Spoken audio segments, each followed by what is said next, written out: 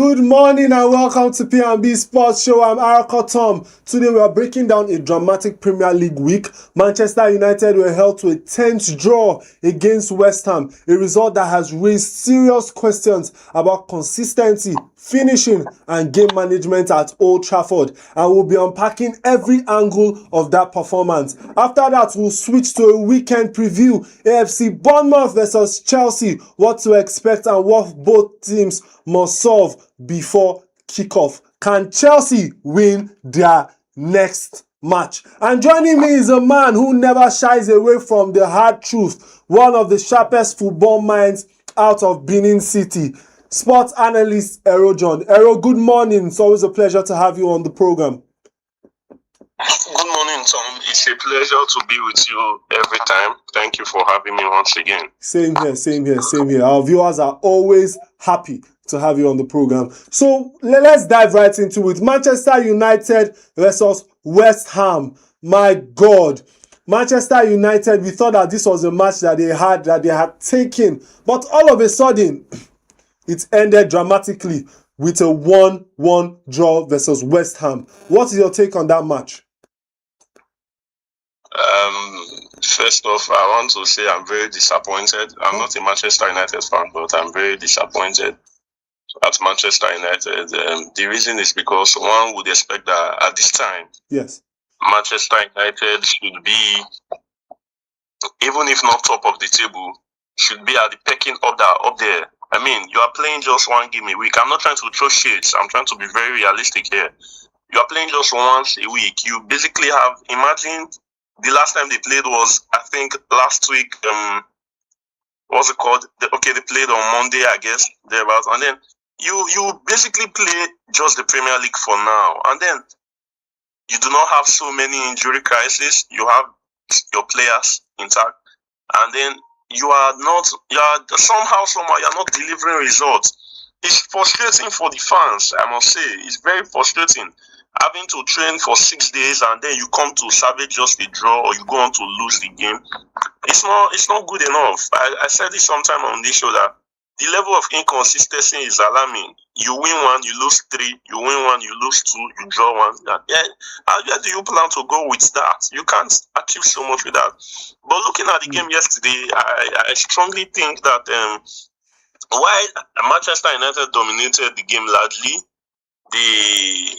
they were vulnerable at some point. I think after they got the lead, they were carried away. That's the word I'll use. I think after they got the lead, they got carried away. Why exactly, I can't tell.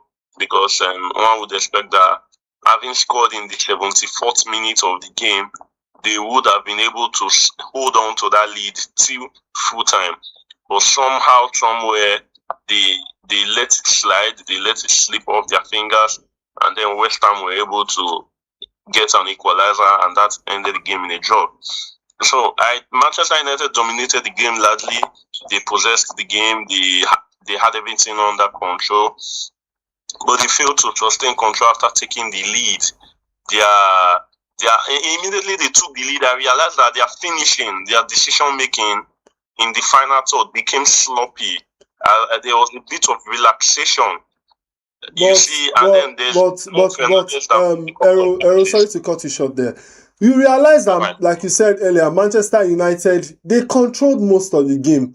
So what went wrong? Why couldn't they finish? Because we've seen this as a problem for Manchester United over time. It seems like they control the most of the game, but they cannot score. And we've seen this also from teams like Arsenal. We've seen this from teams like Chelsea. It's like recently these teams they have the ability to control the game for most of the match, but without controlling the scoreline. So what do you think the problem is for Manchester United? I think Manchester United do not have a striker. I'm very sincere with you. I don't think Manchester United have a striker. But what about Mbeumo? Mbeumo is not a striker. Mbeumo is a winger. When last did Mbeumo score? You see, there's always. Do you mind knowing one thing that gives Manchester City edge? Look at the teams that are excelling this season. Look at Manchester City. Look at Real Madrid, teams that score goals. Go and check. Go and check how many goals Kylian Mbappe has already this season. Go and check how many goals Haaland has this season. Go and check how many goals Julian Alvarez has already for Atletico Madrid this season. When you want to win games, you need to score goals. You need to have goal poachers. There's something called a goal poacher in football. That is what the likes of Luis Suarez, the likes of Lewandowski used to be when they were much younger. They are goal poachers. You see, you need someone who you can bank on to score goals. It is either you have that one target man that can do the damage, scoring the goals, or you have a couple of players who may not be as good as one target man, but they can convert chances.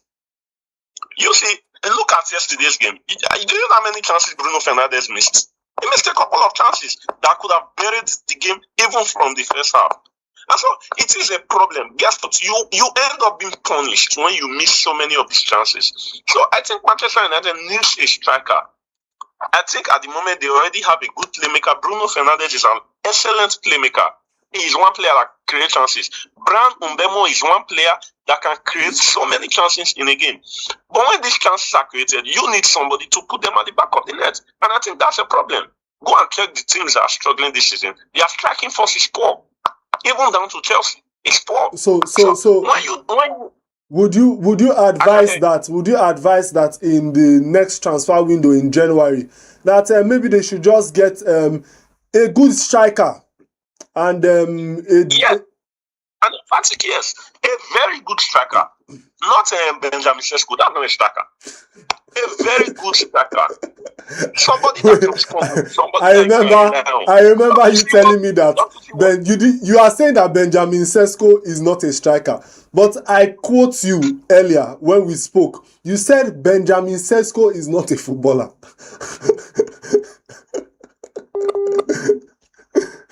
Era, are you there? Era, are you with us?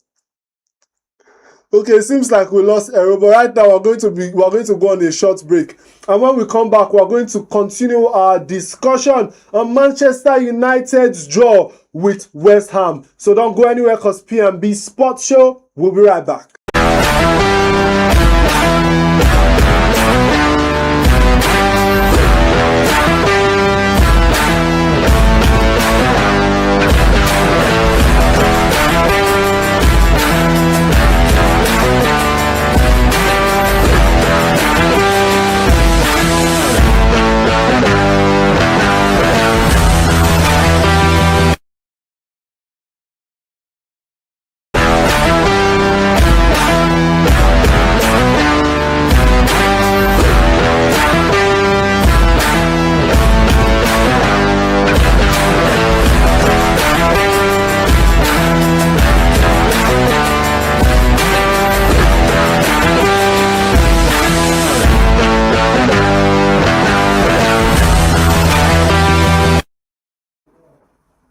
Welcome back to P&B Sports Show. We are back to continue our analysis on Manchester United's draw with West Ham. And we still have Ero on the line to help us analyze and break down the match. Ero, we saw a possession of 64 for Manchester United. And West Ham had 36%. We saw a total shots of United 15, West Ham 11. Shots on target, United 4, West Ham 3. We are still on the scoring. What is your opinion? Why were these goals not getting to the back of the net? You see, these things happen in football. I mean, it happens to any team and every team. Every day is not Christmas. My mother will always say, every day not be Christmas. Every day is not Christmas. There are days where you can have 5 chances, you convert 4, 5, or you convert 4, you convert 3. There are days where you have 9 chances, you convert 1, or you may not even convert any. Your opponent will have just 1 and they will score. And that's what we call against the run of play in football.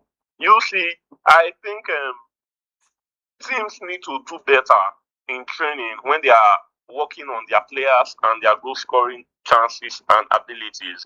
You see, this will help players better.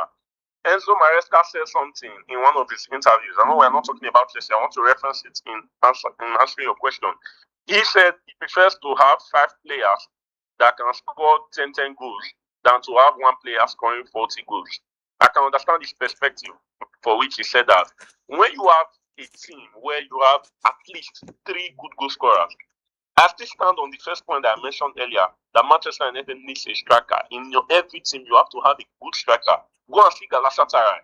Osimhen has not played their last 2 games. They've not won. They've not won. So, but I also stand on what I said, that now when you have a good striker, you should also have some very good backup players that can score. I think Brian Mbeumo offers that to Manchester United, but there's always room for improvement. Bruno Fernandes misses a lot of chances. He scores, but then he misses a lot of chances.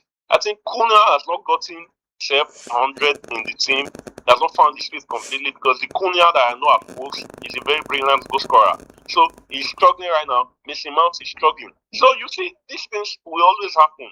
They will always create a lot of chances. I told you before that I've mentioned 2 very good playmakers in the team, the Brian Mbeumo, the Bruno Fernandes. These players can create a lot of chances. But you said that what they need. You said what Manchester United needs right now is a finisher, which we understand. But let's go to the finisher, the person that finished for the match, which was Dalot. Do you think that Dalot's goal was a product of tactical intent, or it was just an opportunistic finish for Manchester United?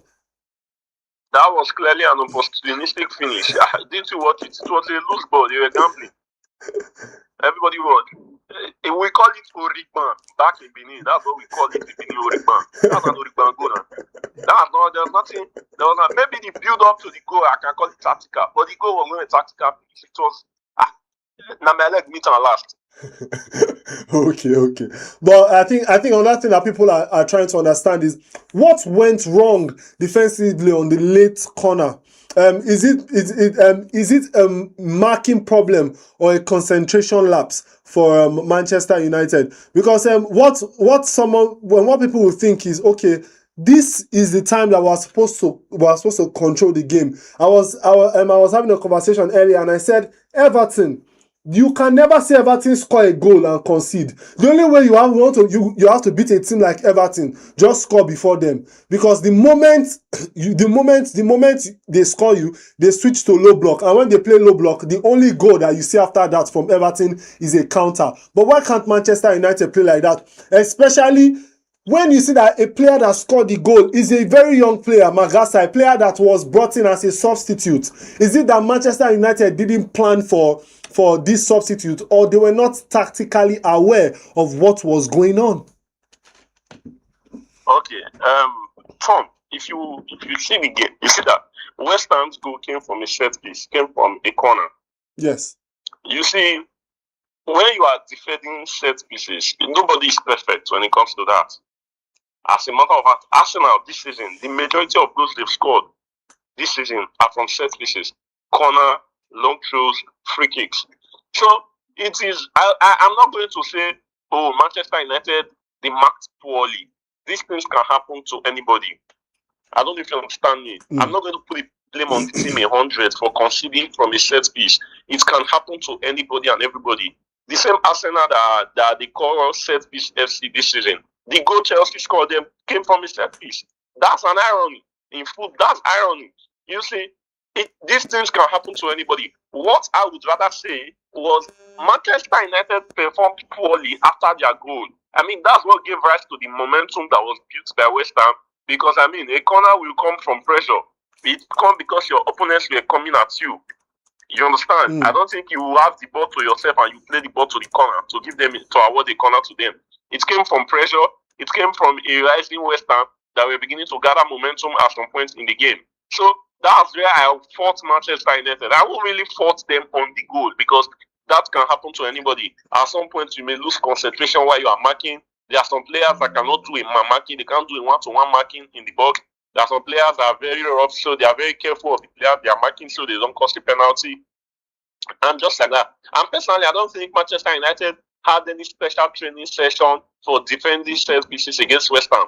Because West Ham is not known to be a team that relies solely on set pieces. And, as compared to the likes of Sunderland, who are very good at long throws and all of that. So I'll blame the goal not on the way the goal was scored, I'll blame Manchester United for the way they performed before the goal came. Okay. Because it was their sloppy performance that gave rise to the corner kick that brought the goal. Okay, Yeah. okay, fantastic. Well, we're done with Manchester United and West Ham. So right now we'll be moving to Bournemouth versus Chelsea. Well, funny enough, but after Chelsea's devastating loss, after their flamboyant loss of a match, now we are going to be seeing them that they are going to be playing during the weekend. They'll be playing Bournemouth. What is your opinion after their devastating loss, Ero John?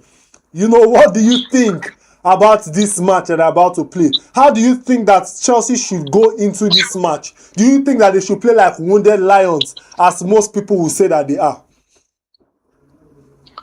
You have successfully exhausted all the words in the dictionary in trying to describe the loss. It's allowed, no problem. Going into the game against Bournemouth, yes, I expect Chelsea to play as not just wounded lions, but they should play as both wounded and hungry lions. They should play like a team that is ready and willing to bounce back from a very humiliating defeat in the hands of a team that lost 4 games in a row. They should play like a team that is ready to contend, even if they keep denying to themselves that they are not title contenders. I've always supported that mentality from Enzo Maresca. Then why are you in the league if you are not contending for the title? Are we here to if you are not for the title, then get out of the club. So they should play well, because you see Bournemouth, that team that has had a poor run result. I think they've won their last 3 games about mistake. But also, you always see that these teams that don't do well, that don't try, they tend to, when they get Chelsea, they turn to Real Madrid or Barcelona. I don't know why that happens all the time. Not just this season, every other season it's possible that maybe Chelsea, they are just meeting better teams that most people will assume are small teams. But moving forward, what do you think about Chelsea's rotation? Do you think that they should rotate the defense lineup? Because we've noticed that there's some form of fatigue in the team, and I think what Enzo Maresca is trying to do is that he's trying to rotate everybody, probably to see those that he can sell during the transfer window, or to see those, or to try and rest some players and to bring in some players. What is your opinion? Okay, first off, concerning the game against Bournemouth tomorrow, I think he should go back to the earlier setup that was working for him. The earlier defense line of Chalobah, Fofana, Gusto, or James, and Kukola. I don't want to see Tosin in that lineup. I sincerely do not want to see Tosin anywhere. I don't even want to see Tosin near the bench. I don't want the camera lens to capture him, please. And in respect to the rotation, I told them, I was on this show yesterday, and I told Mr. Sonny something when he asked the same question. There will always be room for rotation. You will always have to rotate, because December, like I've mentioned before, December is always a choked period. December and January for every team in the Premier League, because this is when you begin to play games with just 2 or 3 days intervals. You can play on Wednesday and then they are telling you that you have another match on Saturday. You can play on Thursday and then you are playing again on Sunday. So this is where teams that have squad depth will thrive. This is where teams that are invested so much in their depth, that have quality players. So what you are Chelsea saying, has a number of fragile players. Because left to me and some other people, there's a popular opinion that Chelsea have a lot of players. But the question is, can these players withstand the pressure? But moving forward, what would a win mean for Chelsea, and what will a win also mean for Bournemouth? Because Bournemouth is a team that have lost back to back, and is there a possibility that they might take the bull by the horn and then break the camel's back finally? You see, a win for Bournemouth will be like they have won the Premier League. The reason is because they've had a series of losses, and in one way, it will bring them back to some level of stability. Also, I mean, when you defeat the world champions, that's a big No, deal. I think you are making a mistake here, because some would say that the reigning world champions now are Leeds United, till Chelsea can prove otherwise. But in this match, what do you think the scoreline is going to look like? Chelsea is going to defeat Bournemouth. 3 goals to 0. Quote me, take it to the bank. Okay, no problem. So we are taking it to the bank, we are taking it to Zenith, taking it to Echo, we are taking it to Chase Bank. Moving forward, we are moving to our next segment, which is our segment for the athlete of the day. And our athlete of the day is Williams Truce Ekong. Go Nigeria! Truce Ekong's third of the tournament. Today, I'm announcing my retirement from international football.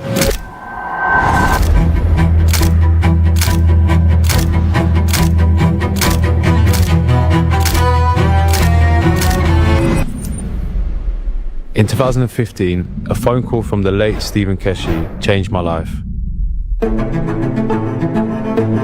A month later, the big boss gave me my debut. His belief in me ignited the desire to follow in his footsteps. Every single time I've put on the iconic shirt to walk out onto the pitch, I've thought back to that exact moment. Going on to captain the Super Eagles was beyond my wildest dreams. Nigeria took me in and trusted me to lead and represent a nation of 230 plus million. From a boy born and raised in the Netherlands to the Oyibo Wall and eventually Schiphol is a privilege I will always hold close to my heart. To have achieved 83 senior caps, played in 5 major tournaments, won 3 medals and broken a few records, I have really lived my dream. A bronze medal at the Rio 2016 Olympics, followed by playing at the 2018 World Cup in Russia and 3 incredible AFCON tournaments with a bronze and most recently a silver medal will remain unforgettable. Being able to lead Nigeria through the 2023 AFCON, scoring in the final and being named player of the tournament was something so special. To this day, I still wish for a different ending. Becoming the highest scoring defender in AFCON history is an honour I share with every teammate who was part of those moments. I'm at peace knowing that throughout all these milestones, I gave everything I had, not just for myself, but to try and inspire the next generation the same way I was inspired by the legends I looked up to and had the pleasure to fight shoulder to shoulder with. It has been so much fun to play alongside my Nigerian teammates. Watching them grow into leaders, time has come to pass on the responsibility, to pass on the opportunity, and to pass on the captaincy. I'm so proud to be part of a group that fully showed it's possible to come home, to play and represent our beloved nation. None of this would have been possible without the people around me. To every coach, member of staff, and most importantly, my teammates and now brothers, past and present, who have been part of my international journey, thank you. To the Nigerian fans, the heartbeat of Nigerian football, your support has carried me through every high and every challenge. This isn't a final goodbye. My work within Nigerian communities continues, just as my love and passion for the team will never fade. The last decade has been filled with commitment, pride, and unforgettable memories. Wearing the Super Eagles shirt has been more than playing football. It has been a duty, a privilege, and an honour.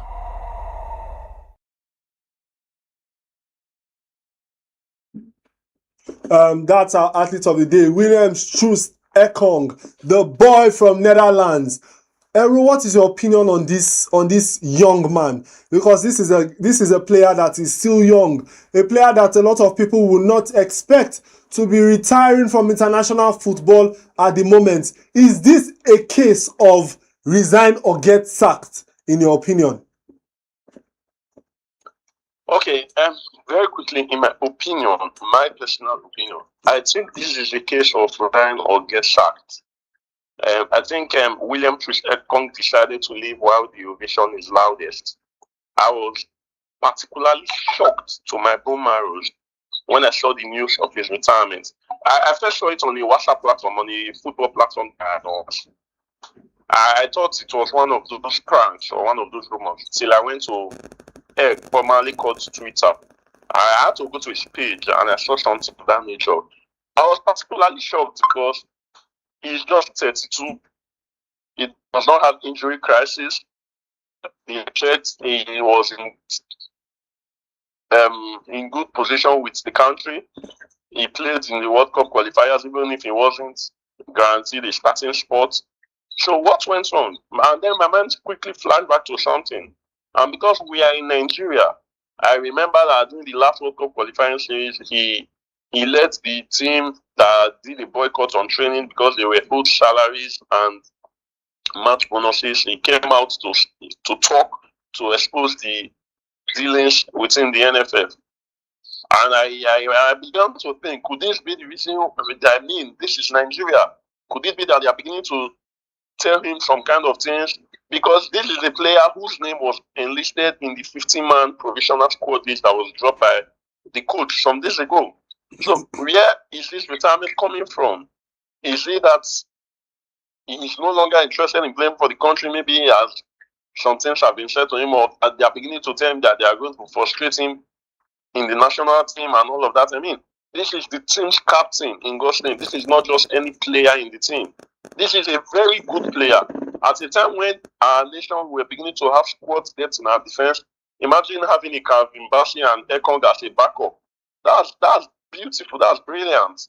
So it's a shocking one. It's a sad one for me, and I think I speak for majority of Nigerians and full patriotic citizens when I say it's a very sad one. But I want to believe that Ekong has his reasons. One can never really know. But I strongly feel that it has nothing to do with his personal decision. I strongly think that this is largely influenced by some factors. I think the powers that be have decided to involve themselves in this matter. Talking about the powers that be, you know that Nigerians are also part of the powers that be, and this is a man that had an own goal in the World Cup qualifiers, and since then this man did not see playing time as much as he used to. Would you say that this might actually be a psychological thing if the so-called powers that be have not influenced this decision? I don't think it will be, because I mean, we have had players in this country. I am not justifying the actions of so many Nigerians, myself included at some point. Although I've never spoken anything against Ekong, even after the own goal. Anybody can score an own goal. Strikers even score own goals. Talk more of defenders who are mounting their territories. I mean, this is a player that effortlessly won the best player in AFCON that was held in 2020, that was played last year here. I mean, do you understand? So yes. we should not be people with short-term memories. Yes, we have some players who are presently in form. I don't expect that I will have a Calvin Bassey in the team and Ekong will start above him at the moment. At the emphasis on at the moment. I don't expect I will have a Benjamin Frederick who is presently in form and Ekong will start. But I don't think that because he scored an own goal and then that will now the result, because of the talks that have been coming from Nigerians, that will result to him penning down a retirement from international football. I strongly do not believe that that is the deciding factor here. I want to believe that there are other factors that have influenced this decision. Because, I mean, you have been the captain of this team for not just 1 year, not 2 years. You have been with the Super Eagles team for almost a decade, 9 to 10 years. Odion Igalo suffered more. Yakubu Ayegbeni is suffering till today, even if he no longer plays for the Super Eagles. So why should an own goal, that it wasn't even the own goal that made us not qualify for the World Cup, you can imagine. What then will happen to the likes of players that missed penalties during the shootout against Congo? Have you quickly forgotten what happened to Alex Iwobi after we lost the AFCON final? He didn't receive it to a point that he had to at some point delete his Instagram page. So I don't think this is the deciding factor for should Ekong penning down a retirement from the Super Eagles. Okay. I think that there are other factors involved. Okay. A player like Williams Ekong, who was brought into the Super Eagles by Stephen Keshi, who has won bronze medal in the under-23 Olympic Games in 2016 Rio Olympics, who has won a bronze medal in the Africa Cup of Nations AFCON 2019, and who has also won a silver medal in AFCON 2023. And these are the reasons why he is our golden boy for today, our penalty taker, Williams Ekong. Well, a very big thank you to my guest, Erojon. Thank you so much for bringing clarity and depth to today's analysis. Thank you very much. Let me quickly say this in 30 seconds. No problem. I also think Truth Ekong and Eric Shikels are not particularly in workable games. I don't know why I have that feeling. The feeling became strong when we played against Congo. Our coach was to make a substitution in the 116th minute. It was almost clear that the game was going to penalties. Truth Ekong is the best penalty taker in the Super Eagles. As a matter of fact, the number one penalty taker in the team. And the coach decided to bring a Chinedu Awasiem instead of the captain and the penalty taker of the team. When the game was held into penalty, the moment that happened, I confirmed my suspicion that I personally think Eric Kells and Truth Ekong, the captain, there is a cold war between them. Yeah, I just needed to say that. Okay, that's an amazing view. I think that's also another way to look at it. But we wish Williams Truth Ekong all the best. And we know that he's retired, but he's not tired. And obviously, you know that people make comebacks, and we hope that this is one that will come with a comeback. Well, that's all for P&B Sports today. Manchester United draw raises big questions, and Bournemouth versus Chelsea this weekend will give us even bigger answers.